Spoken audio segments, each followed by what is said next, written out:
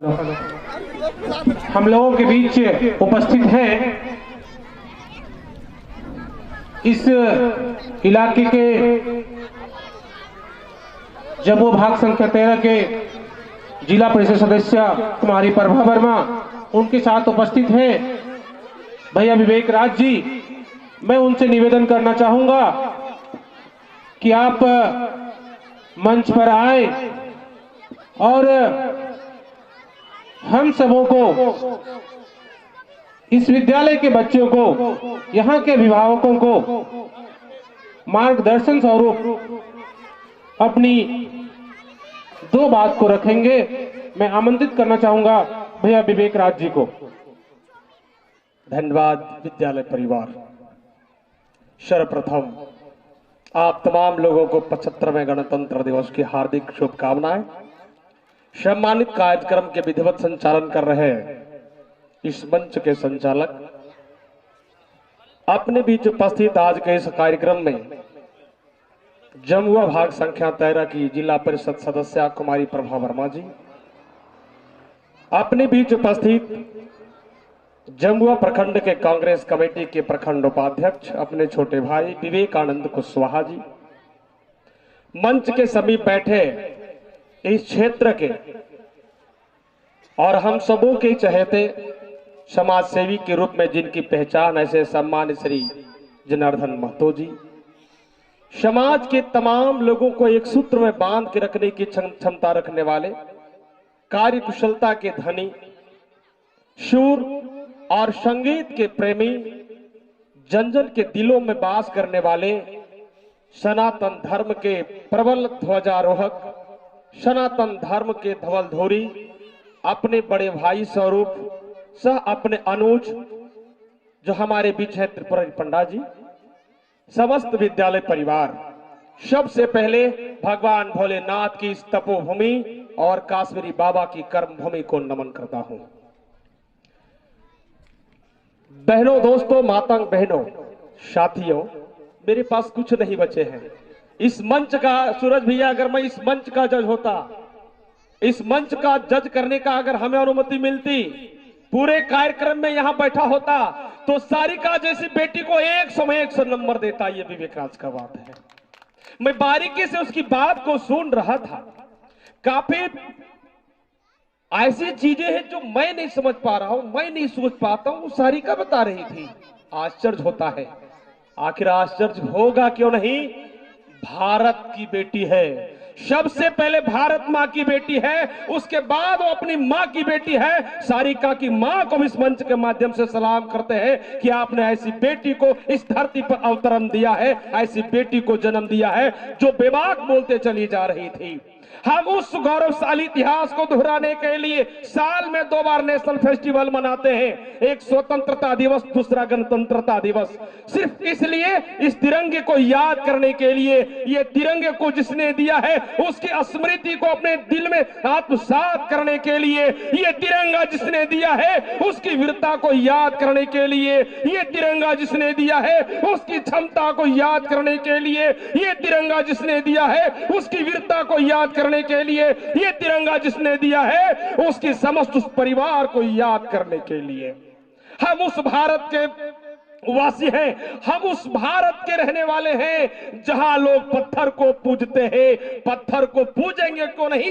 यहाँ का पत्थर भी सच बोलता है। यहाँ का पत्थर कब सच बोलता है? जब आप सड़क से गुजरते होंगे, माइलस्टोन में लिखा देखे आप है रेम्बा 14 किलोमीटर, मतलब पत्थर भी बोल रहा है कि यहाँ से रेम्बा 14 किलोमीटर की दूरी पे है। हम उस पत्थर को पूजने वाले हैं, हम उस नदी को पूजने वाले हैं, हम उस दरगाह को पूजने वाले हैं, हम उस मंदिर मजार को पूजने वाले हैं, हम यहाँ के वृक्ष को पूजने वाले हैं, यहाँ की मिट्टी को पूजने वाले हैं। इसीलिए कि चंदनमस्य भूमृतिका तपसो भूमि प्रतिग्रामम पश्चात बाला देवी प्रतिमा बाले बाले इहरामम। इसलिए इस धरती को पूजते हैं कि ये धरती जो है चंदन इस देश की माटी है और यहाँ का हर ग्राम तपोभूमि के रूप में है। और बेटी बहने बच्चे इसलिए पूजे जाते हैं कि इसकी सभी बहनें सीता, सावित्री, दुर्गा राधा के अवतार है, और मेरे भाई राम श्याम और यहाँ पे न जाने कितने नाम से नवाजे गए हैं, उसके अवतारी हैं। हम उस भारत के हैं, हम वो भारतीय हैं। सो आई प्राउड ऑफ मी, मैं वो भारत, आई एम इंडियन। गर्व तो होगा, गर्व मुझे तभी हुआ, गर्व मुझे तब होता है, गर्व मुझे तब होगा जब आप जैसे लोगों के बीच खड़ा होकर के ऐसी अपनी बात को बिल्कुल बेबाक तरीके से रखूंगा। मैं कुछ बातें बताने जा रहा हूं, क्योंकि बहुत सारे बातें हो रही हैं।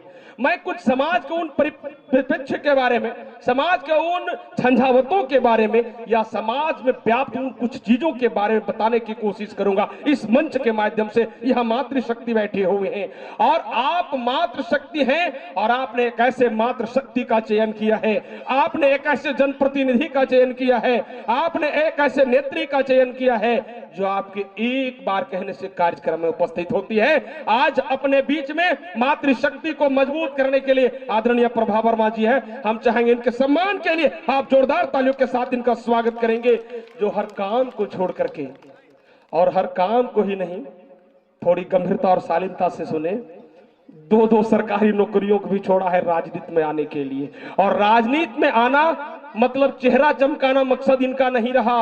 राजनीति में आना, राजनीति में आने का एक ही मकसद इनका रहा है कि समाज की उस बहु बेटी का मान सम्मान कैसे बचे, समाज की बहनों का इज्जत कैसे बचे, समाज की बहनों को अधिकार कहां से मिले, समाज के नौजवानों को अधिकार कहां से मिले, समाज के बेरोजगार युवकों को रोजगार कहां से मिले। इन तमाम मुद्दों को लेकर के आपके बीच प्रभा वर्मा आई हुई है। निश्चित तौर पे इन्हें जब अपने बीच पाता हूं तो गौरवान्वित महसूस करता हूं। एक आग्रह करना चाहेंगे इस मंच के माध्यम से, बहन सारिका बोल रही थी कि सब कुछ छोड़ करके वो देश का वीर सरहद की रक्षा के लिए जाता है, सीमा की रक्षा के लिए जाता है, वतन की रक्षा के लिए जाता है, बॉर्डर की रक्षा के लिए जाता है। गौर करेंगे उस समय को जब वो पहले पायदान पे होते हैं, देश की रक्षा के लिए जाते हैं, जब उसकी बहन थाल में राखी सजा कर लाती है, मां दिया जला कर आती है, पत्नी उसकी रोली मेहंदी लेकर के आती है, और वीर वो कहता है कि कुछ ही समय के लिए अब मैं घर पे हूं, मेरा तो सारा समय सरहद पे गुजरेगा, सारा समय सरहद पे गुजारूंगा। सोच सकते हैं उस दृश्य को, आप समझ सकते हैं कि वो जो मां अपने बेटे को जन्म देती है, आंचल के छांव में रखती है, स्तनपान कराती है, और वो बेटा जब मां का स्तनपान कर रहा होता है, एक स्तन उसके मुंह में होता है और दूसरे स्तन पे वो बच्चा मां के स्तन पर अपने पैर से आघात पहुंचाता है। मां को कितनी खुशी होती है, मां को कितनी तसल्ली मिलती है, और मां जब अपने उस बेटे के कोमल पैर को अपने स्तन पे पाती है तो फक्र से कहती है, ये मेरा दूध पी रहा है, मेरे दूध की लाज बचाएगा, बहन बेटियों की लाज बचाएगा, समाज को उन गद्दारों के साथ मुकाबला करेगा। इस हैसियत से वो वीर जवान जब सीमा की रक्षा के लिए जाता है तो बहन एक बात कहती है, भाई मेरी राखी की कसम है, अगर दुश्मन आपके साथ गद्दारी करे तो आप गद्दारों में से मत निकलना, पीठ मत दिखाना। मां कहती है, बेटा अगर सच में तुम मेरा दूध पिया है तो हंसते हंसते वतन के लिए शहीद हो जाना, पीठ मत दिखाना। पत्नी कहती है कि अगर मैं आपकी धर्म पत्नी बनकर के आई हूं तो मेरे सुहाग की चिंता मत करना, भारत मां के लिए सदैव के लिए विदा हो जाना। और ये कफन कौन कहता है, तिरंगे से जैसे कफन से आपको जब नवाजा जाएगा, और जब तिरंगे जैसे कफन से नवाजा जाएगा तो फक्र से कहूंगी कि मैं कायर की पत्नी नहीं, एक वीर सपूत की पत्नी हूं। बहन कहेगी, मैं कोई गद्दार की बहन नहीं, एक वफादार की बहन हूं। और मां कहेगी, मैं कोई देशद्रोही बेटा का नहीं, बल्कि एक शेर की मां हूं। ये जज्बात होती है उस सैनिकों के प्रति। कहना तो बहुत कुछ है, दिल तो बहुत कुछ कहने का करता है। मुझे लग रहा है दोनों बगल मेरे दोनों भाई लोग हैं, क्षमता मुझे रोक नहीं पा रहे हैं, लेकिन इनकी भावना को समझ पा रहा हूं। आग्रह कर रहे हैं कि भैया आप तो नॉन स्टॉप चलते हैं, यहां भी ब्रेक लगाइए, बच्चों का कार्यक्रम है। बहुत बहुत जोहार, जय भोलेनाथ।